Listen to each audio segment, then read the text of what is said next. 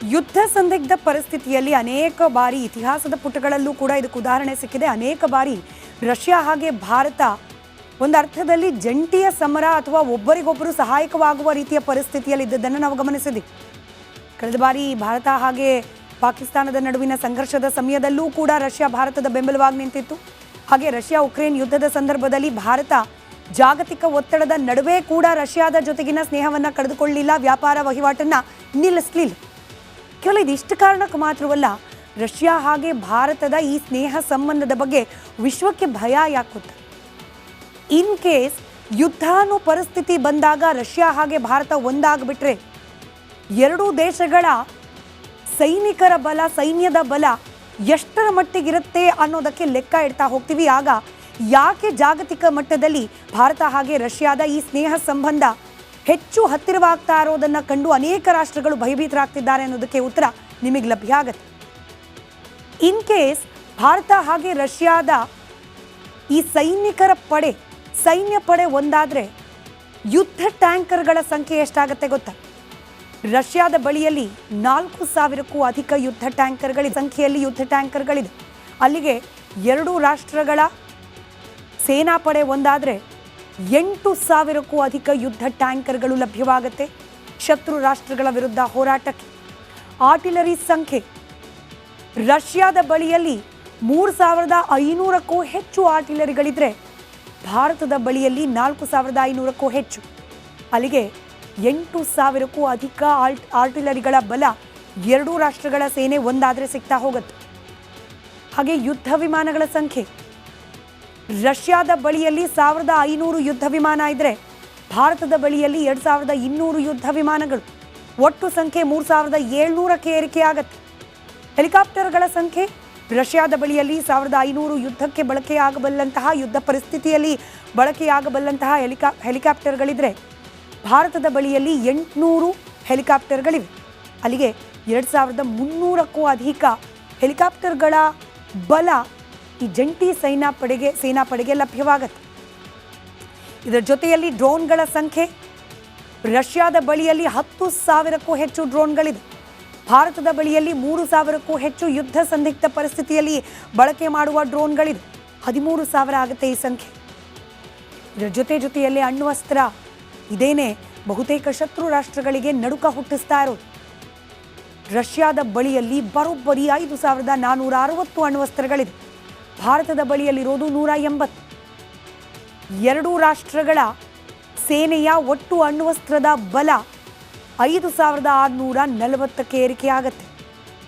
ಸೈನಿಕರ ಲೆಕ್ಕ ಹಾಕ್ಬಿಡೋಣ.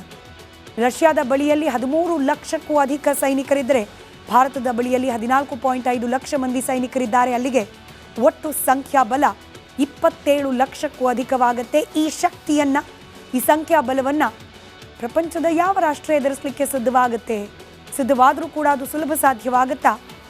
ನೀವೇ ಅಂದಾಜು ಮಾಡಿ. ಇದೇ ಕಾರಣಕ್ಕೆ ಮೋದಿ ಹಾಗೆ ಪುಟಿನ್ ಹತ್ತಿರವಾಗ್ತಾ ಇರೋದನ್ನ ಜಾಗತಿಕ ಮಟ್ಟದಲ್ಲಿ ಶತ್ರು ರಾಷ್ಟ್ರಗಳು ಅತ್ಯಂತ ಗಂಭೀರವಾಗಿ ಪರಿಗಣಿಸ್ತಾ ಇದೆ. ಹಾಗೆ ಸೂಕ್ಷ್ಮ ದೃಷ್ಟಿಯಲ್ಲಿ ಯುದ್ಧ ಸಂದಿಗ್ಧ ಪರಿಸ್ಥಿತಿಯಲ್ಲಿ ಅನೇಕ ಬಾರಿ ಇತಿಹಾಸದ ಪುಟಗಳಲ್ಲೂ ಕೂಡ ಇದಕ್ಕೆ ಉದಾಹರಣೆ ಸಿಕ್ಕಿದೆ. ಅನೇಕ ಬಾರಿ ರಷ್ಯಾ ಹಾಗೆ ಭಾರತ ಒಂದು ಅರ್ಥದಲ್ಲಿ ಜಂಟಿಯ ಸಮರ ಅಥವಾ ಒಬ್ಬರಿಗೊಬ್ಬರು ಸಹಾಯಕವಾಗುವ ರೀತಿಯ ಪರಿಸ್ಥಿತಿಯಲ್ಲಿ ಇದ್ದದ್ದನ್ನು ನಾವು ಗಮನಿಸಿದ್ವಿ. ಕಳೆದ ಬಾರಿ ಭಾರತ ಹಾಗೆ ಪಾಕಿಸ್ತಾನದ ನಡುವಿನ ಸಂಘರ್ಷದ ಸಮಯದಲ್ಲೂ ಕೂಡ ರಷ್ಯಾ ಭಾರತದ ಬೆಂಬಲವಾಗಿ ನಿಂತಿತ್ತು. ಹಾಗೆ ರಷ್ಯಾ ಉಕ್ರೇನ್ ಯುದ್ಧದ ಸಂದರ್ಭದಲ್ಲಿ ಭಾರತ ಜಾಗತಿಕ ಒತ್ತಡದ ನಡುವೆ ಕೂಡ ರಷ್ಯಾದ ಜೊತೆಗಿನ ಸ್ನೇಹವನ್ನು ಕಳೆದುಕೊಳ್ಳಲಿಲ್ಲ, ವ್ಯಾಪಾರ ವಹಿವಾಟನ್ನು ನಿಲ್ಲಿಸಲಿಲ್ಲ. ಕೇವಲ ಇದಿಷ್ಟು ಕಾರಣಕ್ಕೆ ಮಾತ್ರವಲ್ಲ, ರಷ್ಯಾ ಹಾಗೆ ಭಾರತದ ಈ ಸ್ನೇಹ ಸಂಬಂಧದ ಬಗ್ಗೆ ವಿಶ್ವಕ್ಕೆ ಭಯ ಯಾಕೆ ಗೊತ್ತಾ?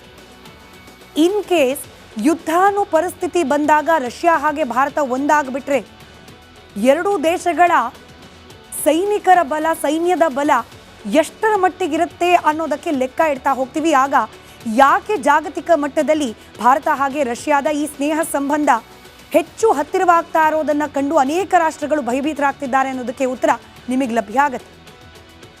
ಇನ್ ಕೇಸ್ ಭಾರತ ಹಾಗೆ ರಷ್ಯಾದ ಈ ಸೈನ್ಯ ಪಡೆ ಒಂದಾದರೆ ಯುದ್ಧ ಟ್ಯಾಂಕರ್ಗಳ ಸಂಖ್ಯೆ ಎಷ್ಟಾಗುತ್ತೆ ಗೊತ್ತಾ?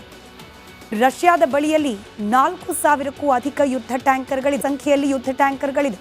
ಅಲ್ಲಿಗೆ ಎರಡೂ ರಾಷ್ಟ್ರಗಳ ಸೇನಾಪಡೆ ಒಂದಾದರೆ 8,000ಕ್ಕೂ ಅಧಿಕ ಯುದ್ಧ ಟ್ಯಾಂಕರ್ಗಳು ಲಭ್ಯವಾಗುತ್ತೆ ಶತ್ರು ರಾಷ್ಟ್ರಗಳ ವಿರುದ್ಧ ಹೋರಾಟಕ್ಕೆ. ಆರ್ಟಿಲರಿ ಸಂಖ್ಯೆ ರಷ್ಯಾದ ಬಳಿಯಲ್ಲಿ 3,500ಕ್ಕೂ ಹೆಚ್ಚು ಆರ್ಟಿಲರಿಗಳಿದ್ರೆ ಭಾರತದ ಬಳಿಯಲ್ಲಿ 4,500ಕ್ಕೂ ಹೆಚ್ಚು.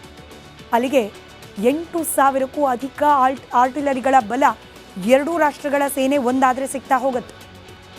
ಹಾಗೆ ಯುದ್ಧ ವಿಮಾನಗಳ ಸಂಖ್ಯೆ ರಷ್ಯಾದ ಬಳಿಯಲ್ಲಿ 1,500 ಯುದ್ಧ ವಿಮಾನ ಇದ್ದರೆ ಭಾರತದ ಬಳಿಯಲ್ಲಿ 2,200 ಯುದ್ಧ ವಿಮಾನಗಳು. ಒಟ್ಟು ಸಂಖ್ಯೆ 3,700ಕ್ಕೆ ಏರಿಕೆಯಾಗತ್ತೆ. ಹೆಲಿಕಾಪ್ಟರ್ಗಳ ಸಂಖ್ಯೆ ರಷ್ಯಾದ ಬಳಿಯಲ್ಲಿ 1,500 ಯುದ್ಧಕ್ಕೆ ಬಳಕೆಯಾಗಬಲ್ಲಂತಹ ಯುದ್ಧ ಪರಿಸ್ಥಿತಿಯಲ್ಲಿ ಬಳಕೆಯಾಗಬಲ್ಲಂತಹ ಹೆಲಿಕಾಪ್ಟರ್ಗಳಿದ್ರೆ ಭಾರತದ ಬಳಿಯಲ್ಲಿ 800 ಹೆಲಿಕಾಪ್ಟರ್ಗಳಿವೆ. ಅಲ್ಲಿಗೆ 2,300ಕ್ಕೂ ಅಧಿಕ ಹೆಲಿಕಾಪ್ಟರ್ಗಳ ಬಲ ಈ ಜಂಟಿ ಸೇನಾಪಡೆಗೆ ಲಭ್ಯವಾಗುತ್ತೆ. ಇದರ ಜೊತೆಯಲ್ಲಿ ಡ್ರೋನ್ಗಳ ಸಂಖ್ಯೆ ರಷ್ಯಾದ ಬಳಿಯಲ್ಲಿ 10,000ಕ್ಕೂ ಹೆಚ್ಚು ಡ್ರೋನ್ಗಳಿದೆ. ಭಾರತದ ಬಳಿಯಲ್ಲಿ 3,000ಕ್ಕೂ ಹೆಚ್ಚು ಯುದ್ಧ ಸಂದಿಗ್ಧ ಪರಿಸ್ಥಿತಿಯಲ್ಲಿ ಬಳಕೆ ಮಾಡುವ ಡ್ರೋನ್ಗಳಿದೆ. 13,000 ಆಗುತ್ತೆ ಈ ಸಂಖ್ಯೆ. ಇದರ ಜೊತೆಯಲ್ಲಿ ಅಣ್ವಸ್ತ್ರ ಇದೇನೆ ಬಹುತೇಕ ಶತ್ರು ರಾಷ್ಟ್ರಗಳಿಗೆ ನಡುಕ ಹುಟ್ಟಿಸ್ತಾ ಇರೋದು. ರಷ್ಯಾದ ಬಳಿಯಲ್ಲಿ ಬರೋಬ್ಬರಿ 5,460 ಅಣ್ವಸ್ತ್ರಗಳಿದೆ. ಭಾರತದ ಬಳಿಯಲ್ಲಿರೋದು 180. ಎರಡೂ ರಾಷ್ಟ್ರಗಳ ಸೇನೆಯ ಒಟ್ಟು ಅಣ್ವಸ್ತ್ರದ ಬಲ 5,640ಕ್ಕೆ ಏರಿಕೆಯಾಗತ್ತೆ. ಸೈನಿಕರ ಲೆಕ್ಕ ಹಾಕ್ಬಿಡೋಣ. ರಷ್ಯಾದ ಬಳಿಯಲ್ಲಿ 13 ಲಕ್ಷಕ್ಕೂ ಅಧಿಕ ಸೈನಿಕರಿದ್ದರೆ ಭಾರತದ ಬಳಿಯಲ್ಲಿ 14.5 ಲಕ್ಷ ಮಂದಿ ಸೈನಿಕರಿದ್ದಾರೆ. ಅಲ್ಲಿಗೆ ಒಟ್ಟು ಸಂಖ್ಯಾಬಲ 27 ಲಕ್ಷಕ್ಕೂ ಅಧಿಕವಾಗುತ್ತೆ. ಈ ಸಂಖ್ಯಾಬಲವನ್ನು ಪ್ರಪಂಚದ ಯಾವ ರಾಷ್ಟ್ರ ಎದುರಿಸಲಿಕ್ಕೆ ಸಿದ್ಧವಾದರೂ ಕೂಡ ಅದು ಸುಲಭ ಸಾಧ್ಯವಾಗುತ್ತಾ? ನೀವೇ ಅಂದಾಜು ಮಾಡಿ. ಇದೇ ಕಾರಣಕ್ಕೆ ಮೋದಿ ಹಾಗೆ ಪುಟಿನ್ ಹತ್ತಿರವಾಗ್ತಾ ಇರೋದನ್ನ ಜಾಗತಿಕ ಮಟ್ಟದಲ್ಲಿ ಶತ್ರು ರಾಷ್ಟ್ರಗಳು ಅತ್ಯಂತ ಗಂಭೀರವಾಗಿ ಪರಿಗಣಿಸ್ತಾ ಇದೆ. ಹಾಗೆ ಸೂಕ್ಷ್ಮ ದೃಷ್ಟಿಯಲ್ಲಿ ಯುದ್ಧ ಸಂದಿಗ್ಧ ಪರಿಸ್ಥಿತಿಯಲ್ಲಿ ಅನೇಕ ಬಾರಿ ಇತಿಹಾಸದ ಪುಟಗಳಲ್ಲೂ ಕೂಡ ಇದಕ್ಕೆ ಉದಾಹರಣೆ ಸಿಕ್ಕಿದೆ. ಅನೇಕ ಬಾರಿ ರಷ್ಯಾ ಹಾಗೆ ಭಾರತ ಒಂದು ಅರ್ಥದಲ್ಲಿ ಜಂಟಿಯ ಸಮರ ಅಥವಾ ಒಬ್ಬರಿಗೊಬ್ಬರು ಸಹಾಯಕವಾಗುವ ರೀತಿಯ ಪರಿಸ್ಥಿತಿಯಲ್ಲಿ ಇದ್ದದ್ದನ್ನು ನಾವು ಗಮನಿಸಿದ್ವಿ. ಕಳೆದ ಬಾರಿ ಭಾರತ ಹಾಗೆ ಪಾಕಿಸ್ತಾನದ ನಡುವಿನ ಸಂಘರ್ಷದ ಸಮಯದಲ್ಲೂ ಕೂಡ ರಷ್ಯಾ ಭಾರತದ ಬೆಂಬಲವಾಗಿ ನಿಂತಿತ್ತು. ಹಾಗೆ ರಷ್ಯಾ ಉಕ್ರೇನ್ ಯುದ್ಧದ ಸಂದರ್ಭದಲ್ಲಿ ಭಾರತ ಜಾಗತಿಕ ಒತ್ತಡದ ನಡುವೆ ಕೂಡ ರಷ್ಯಾದ ಜೊತೆಗಿನ ಸ್ನೇಹವನ್ನು ಕಳೆದುಕೊಳ್ಳಲಿಲ್ಲ, ವ್ಯಾಪಾರ ವಹಿವಾಟನ್ನು ನಿಲ್ಲಿಸಲಿಲ್ಲ.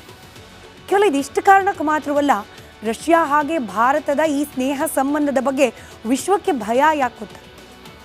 ಇನ್ ಕೇಸ್ ಯುದ್ಧ ಅನ್ನೋ ಪರಿಸ್ಥಿತಿ ಬಂದಾಗ ರಷ್ಯಾ ಹಾಗೆ ಭಾರತ ಒಂದಾಗ್ಬಿಟ್ರೆ ಎರಡೂ ದೇಶಗಳ ಸೈನಿಕರ ಬಲ, ಸೈನ್ಯದ ಬಲ ಎಷ್ಟರ ಮಟ್ಟಿಗಿರುತ್ತೆ ಅನ್ನೋದಕ್ಕೆ ಲೆಕ್ಕ ಇಡ್ತಾ ಹೋಗ್ತೀವಿ. ಆಗ ಯಾಕೆ ಜಾಗತಿಕ ಮಟ್ಟದಲ್ಲಿ ಭಾರತ ಹಾಗೆ ರಷ್ಯಾದ ಈ ಸ್ನೇಹ ಸಂಬಂಧ ಹೆಚ್ಚು ಹತ್ತಿರವಾಗ್ತಾ ಇರೋದನ್ನು ಕಂಡು ಅನೇಕ ರಾಷ್ಟ್ರಗಳು ಭಯಭೀತರಾಗ್ತಿದ್ದಾರೆ ಅನ್ನೋದಕ್ಕೆ ಉತ್ತರ ನಿಮಗೆ ಲಭ್ಯ ಆಗುತ್ತೆ.